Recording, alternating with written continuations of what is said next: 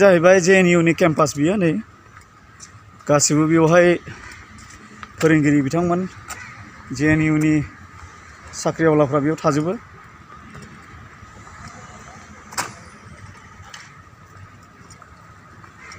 जायगायाथ' नै पुरा माने एकदम फरेस्ट एरिया बायदि नुयो, बिफां लाइफांजों बुंफबजोबनाय नै JNU एरियाया। दायो जोङो नै प्रग्रामाव थांनो थाखाय रेडि जाबाय। 2 बाजिनिफ्राय जागोन प्रग्रामा, बारा गोजान नङा बिनिफ्राय, थाब मोनहैयो।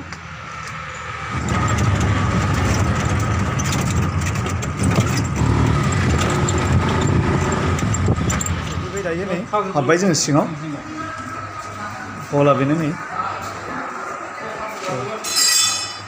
लाहार फाहार सोलिगासिनो दं नै हल सिङाव एकदम नै बेनो नै खोब मोजां AC हल एकदम बिराद मोजां। बयबो लाहार फाहार जागासिनो दं मोसानो मुसुरनो जानाय लोंनाय।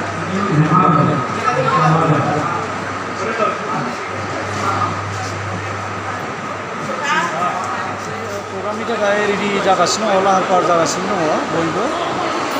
हला खोब मोजां माने AC हल एखे माने मोजां आरो। दा ओरैनो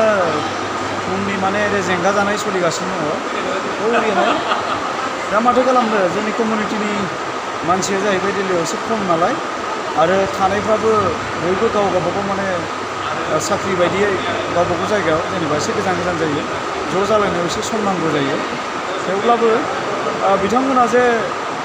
बेखिनि समखौ दिरुननानै बर'नि माने गाहाय फोरबो बैसागु बोथोरखौ सिबिनो ओंखारदों, बियो आंनि गोरबो सिंनिफ्राय खौथि खौथि माने आं साबायखर बावो बिथांमोननिसिम, दिल्लीयाव रायजो जानाय बर' बिथांमोननिसिम, बर' रायजो राजा बिथांमोननिसिम। दा जोङो दसे उनाव प्रग्रामखौ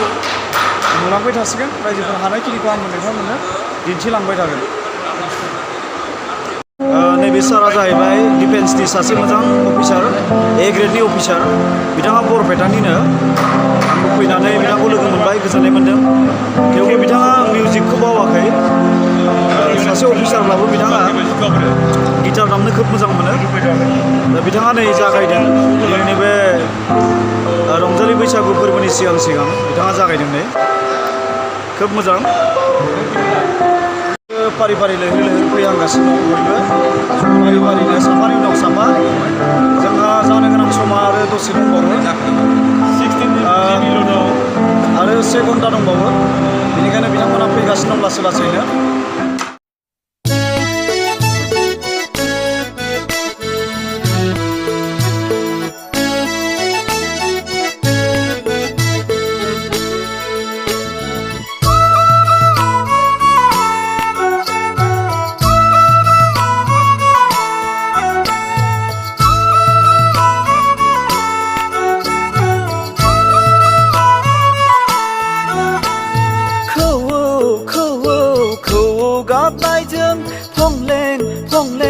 बिलाइ गोरलैजों बायदेमलाय सिदेमलाय बारदै सिख्ला, बेसेदि गाब गोनां देग्लायनि बैसागुआ। बायदेमलाय सिदेमलाय बारदै सिख्ला, बेसेदि गाब गोनां देग्लायनि बैसागुआ। खौवौ खौवौ खौवौ गाबनायजों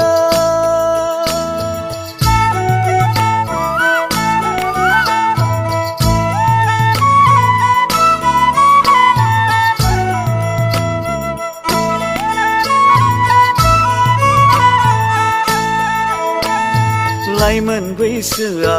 गोदान बोसोराव जावरिखांदों, गोसोनि साननाय गोसोनि हास्थायनाय फोरमायसारदों।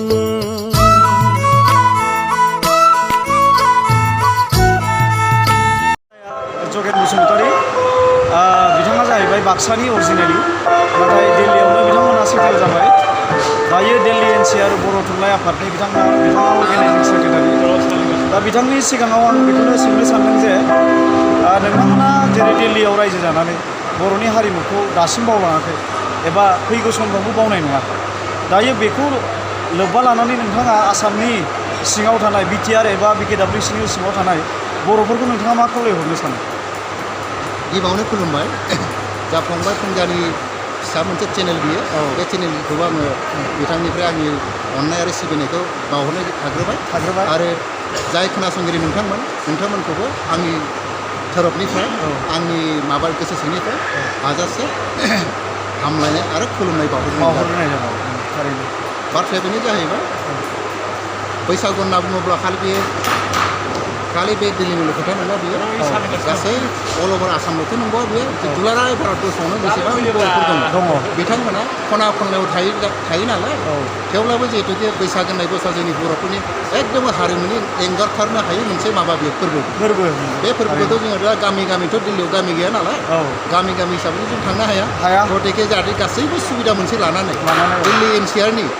दिल्ली NCR होनना बुङोबा प्रपार दिल्लील' जाया बेवहाय बेयो जेनेबा गुरगाव जायो हारियाना जायो नयडा बायदिसिना बेफोरखौ लोगो नांनानै थारमाने NCR होनना बुंनाय जायो गतिके दा जों आसा खालामो गतिके जोंबो जोंनि हारिमुखौ जों बावनो थाङा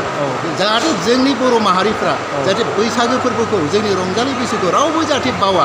गोसो होलायनानै अननाय सिबिनाय बे रंजालि बैसागुजों थाफायो नालाय जोंनि बर'नि कालचार बायदिसिना बेजों थाफायो गतिके जोंनि मोनसे रिकुवेस्ट आंनि खावलायनाय जाहाथे बर'नि बे रंजालि बैसागुखौ जाहाथे रावबो थारमाने बेखौ बावगारनो थांनाङा आरो बेखौ जों गासैबो फालिनांगौ थारैनो दा खोनाबाय जोंनि बिटिआरनि आरो बिकेडब्लिउसिनि बर' रायजो राजाफ्रा दिल्लीयाव थानानैबो बिथांमोननि सेन्टिमेन्टआ माबायदि जों मिथिनो मोनबाय दा बेनिखायनो आदाखौबो गोजोननाय बावबाय आंनि गोरबो सिंनिफ्राय आरो नों फंबायखौबो गोजोन्थों दायो जोङो नुलांबाय थागोन दिनै जोबजासे दिन्थिलांबाय थागोन आं नोंथांमोननो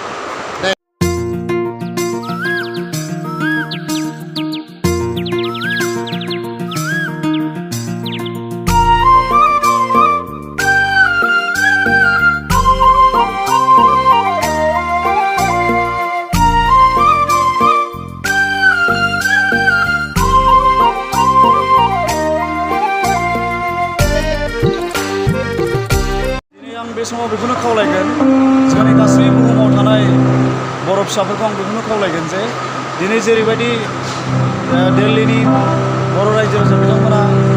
बर'नि हारिमुखौ लाखिनो थाखाय दिनै बे जोंनि गाहाय फोरबो बैसागु बरायनायखौ जेरैबायदि बिथांमोना खस्थ' खालामनानै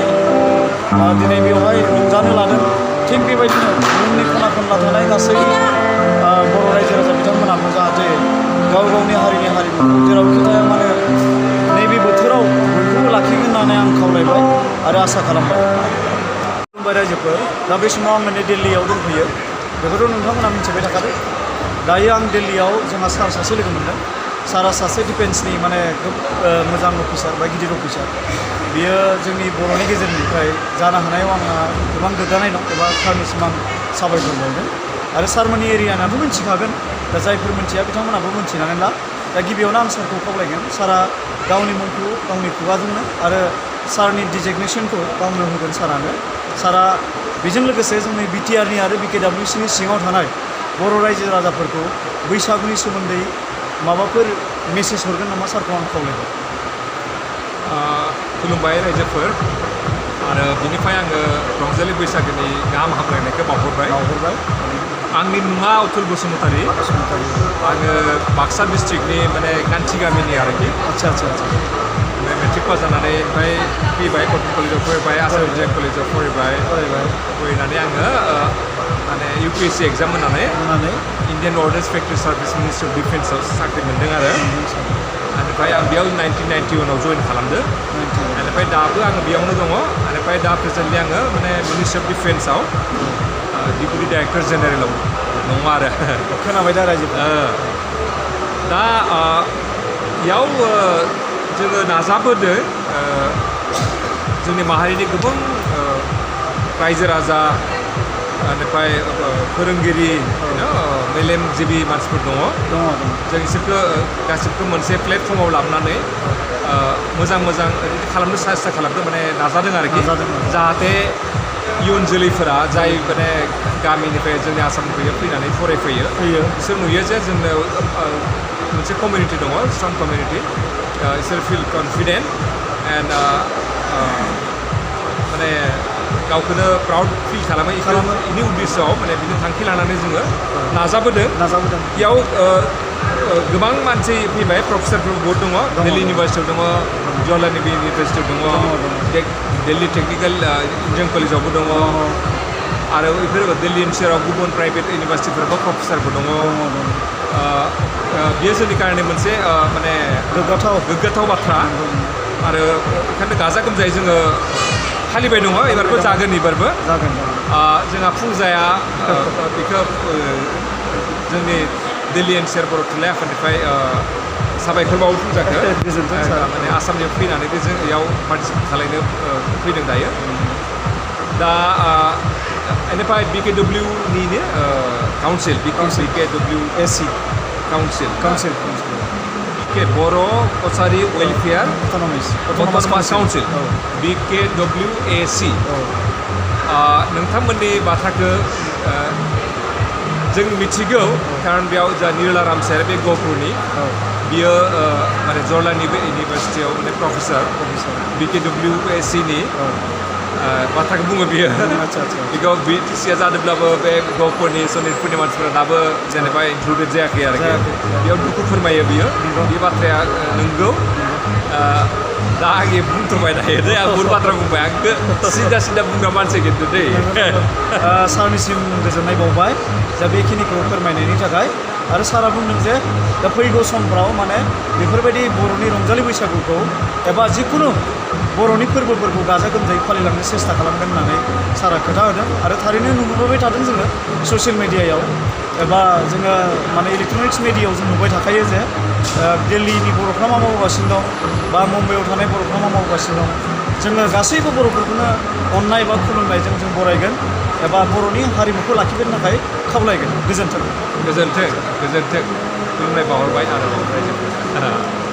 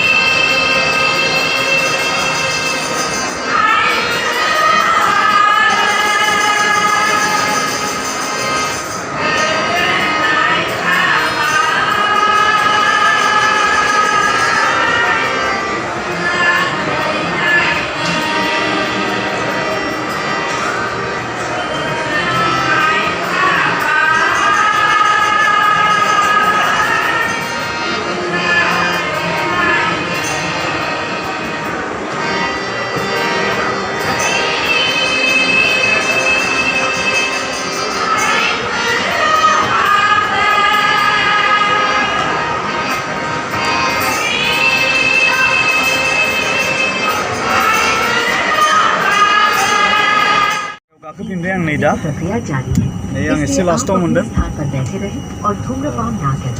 कुर्सी की पेटी खुली रखें और इलेक्ट्रॉनिक एबार नै सासे माने मा होनो ना करें मोजां लोगो May I have your बिथाङा माने रिकुवेस्ट खालामनानै गावनि लोगोखौ गावजों लांबाय आंना माने गेजेरावमोन आंनो खोरखि जिङाव होबाय मोजाङानो जादों आं एसे नायलांसै नाजाराखौ Fasten your seatbelt, refrain from smoking and using any